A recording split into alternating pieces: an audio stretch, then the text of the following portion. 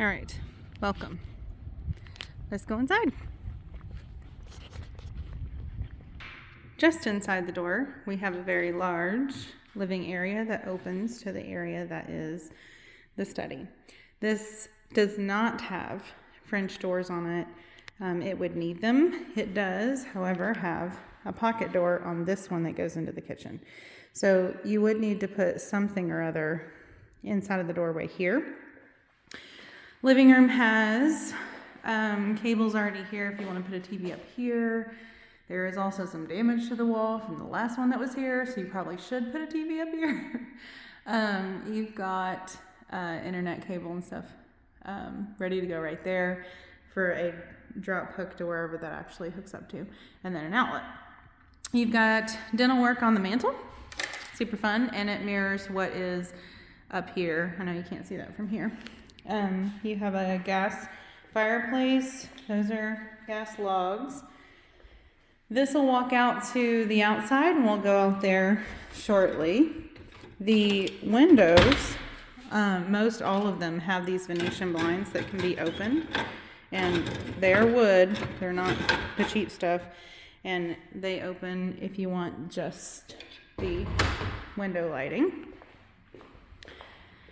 Just inside of the dining area slash study, it has a similar one. I already opened that so you can see it. The entry into the kitchen does have this little pocket door that can drag across to make it private.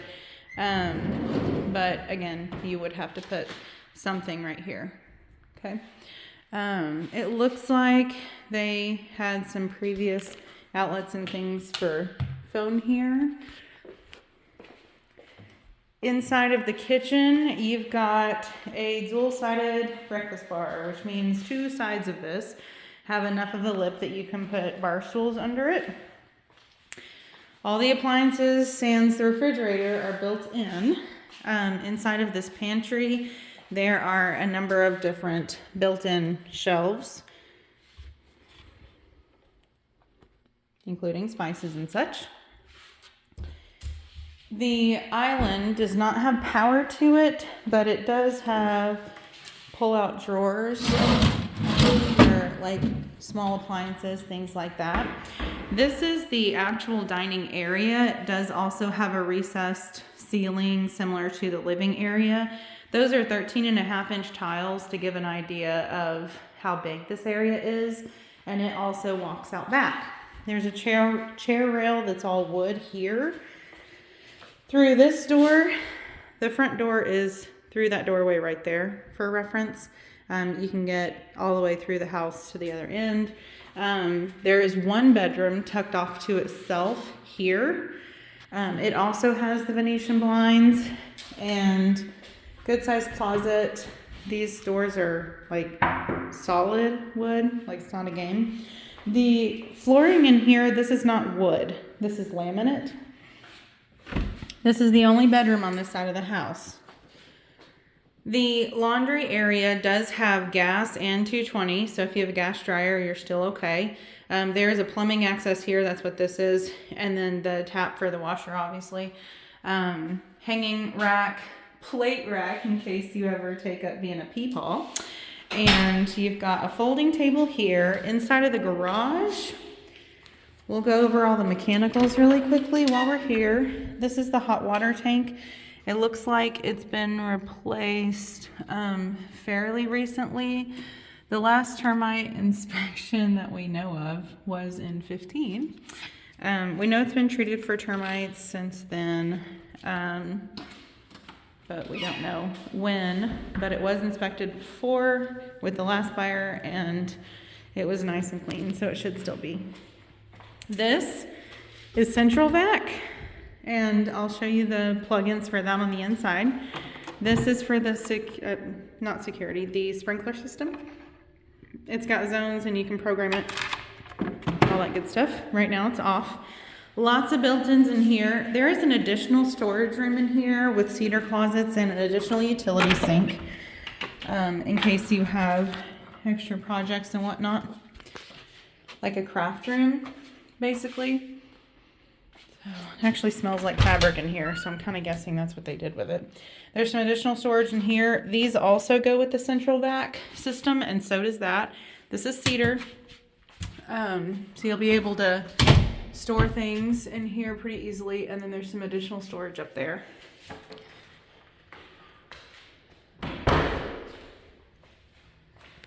All right, there's the attic access, and if I had to guess, I'd say someone at one point stepped on that, but we'll ask about that. Shelving in there, this goes outside, and the HVAC unit is right outside that door. Let's go see the rest of the house. All right, just outside this door, this is one of the central vac outlets. You open it, you hook up your hose right there, and that way you can vac through the house, but there's no carpet, so you may not want to. This bedroom here, bedroom entrance is here. This is the hallway bath, but it does have access through that bedroom as well. So whatever kid goes in this room will have access to a bathroom. This is tub shower combo. Guessing this was a kid's bathroom, good Lord. So just a pro tip, that is not bad, but it's messy. So you may just, on a whim, replace the cold water line there.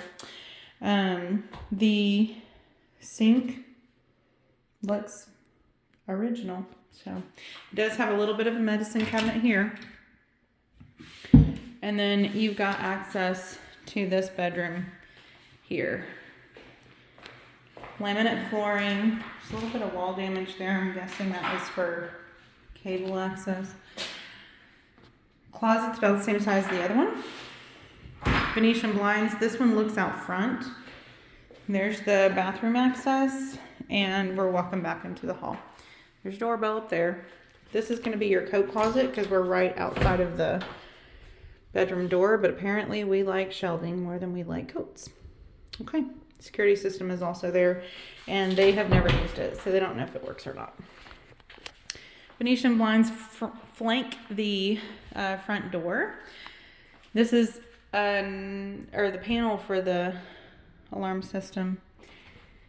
In here, we've got an actual coat closet and hooks for keys.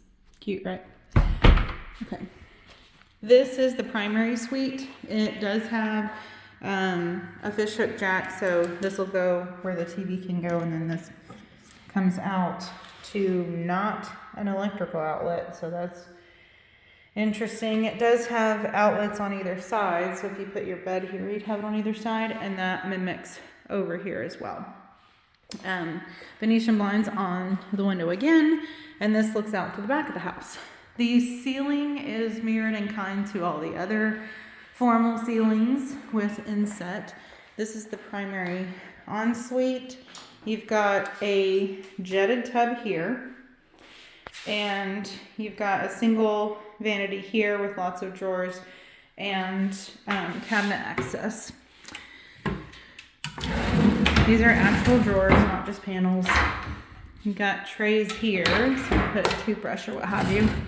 Obviously that's not going to be a drawer because you'd need room for the plumbing. This plumbing actually looks like it's been updated, so that's a good time. And then this one has a pull-out drawer underneath it that looks like, this is not the same wood for the house, so this looks like it was something after the fact that got put in.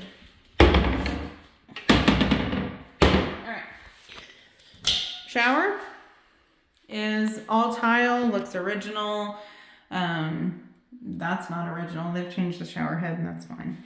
Everything looks good in there. And then you've got a walk-in closet as well. Corner shelving. And plenty of room for like dresses and such. So you've got taller racks in here. Going back through the property. This room is actually huge. It's not wide, but it's very deep. Okay, let's go outside. So to recap the layout, when you walk in, you can go left to the living spaces or right to the living quarters for primary. You've got primary here, living space here, one bedroom here, and another one down at the end of the hall. So they're split up in left, right, and middle. So the study would be in between all of the living spaces. So kitchen's here, living room's here. So you would need to put bifolding doors here. It's too big to be just 2 doors unless they were custom. All right, out back. You've got speakers that came from I don't know where. So you have that. The patio is actually very big. This is the access that comes in from the dining area as well. And then this playset is actually concreted in. There's a storage building here. There's another one over here. The backyard is quite large. The yard does back up to MacArthur. We're going to utilize this handy dandy chair placement to show you this road. It's a 2-lane road, but it does see some traffic. But this is about the traffic, so it's not a ton, but it is important to note that at least a 6-foot fence is recommended for sure to make sure the kitties stay inside. So, all right, you've got storage over here. There's 2 little sheds. You're gonna have a utility easement over here for sure because of where these are. So, but that shed is actually on skids, so if it needs to be moved, it can. And then you've got 2 little ones for like yard work or what have you.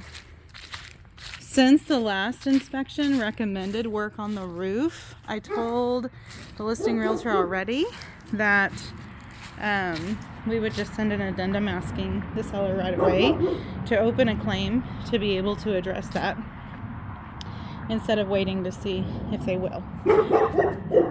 There's a puppy over there. This is the condenser unit. There's a rather large gate, so if you do have like a riding lawnmower, you'd be able to get in and out of here. Condenser unit and its faculties. This insulation will need to be replaced, but it's like $2 for 4 feet or something like that. But all of that looks good. The neighborhood does consist of mostly small children, even in the cul-de-sac, so the kids will have people to play with. Got covered porch under here. Everything else in here looks good, but you can actually kind of see the neighborhood from here. So, anywho. This guy isn't going anywhere. It is cemented in, so it will have to be cut out if you want it out, but it is metal. So you can hang swings again or cut it off, but it can't just be pulled and removed. Okay, going back through here, we're going to go over a couple things that we're going to pick at, okay? So I would recommend having it cleaned. Not that it's dirty and it does not smell. However, it just looks like it didn't get a good clean after she moved out of it. So she's been out of it for about 6 months. There's no weird funky smells or anything like that. But there's plenty of wear and tear on the walls and things like this. So, and there's plenty of nails still left in it. It is just kind of a picking thing. The home overall is in terrific shape, but there's just little things about it like that that you may want to have in mind to address before you start moving things into it. Some of it is just minor wall damage from having hung things in it over the years, but there are quite a number of the places where they're hung like that. So just little bits and pieces. just to keep in mind. Also, there's going to be little bitty things that you may want to address and you may not care. Like, there's no handle on that. Or they patched that and didn't paint over it. So little things to it. This is actually not the original color of this fireplace. They whitewashed it so you can see what's under it. Things like this, you may want to just kind of touch up because they went over it, but minor things. Overall, really good property in really good condition. So I'm not seeing any major markers of concern whatsoever. This is the rest of the cul-de-sac. It's nice and quiet all the way across and a good area to be in. Okay, talk to you soon.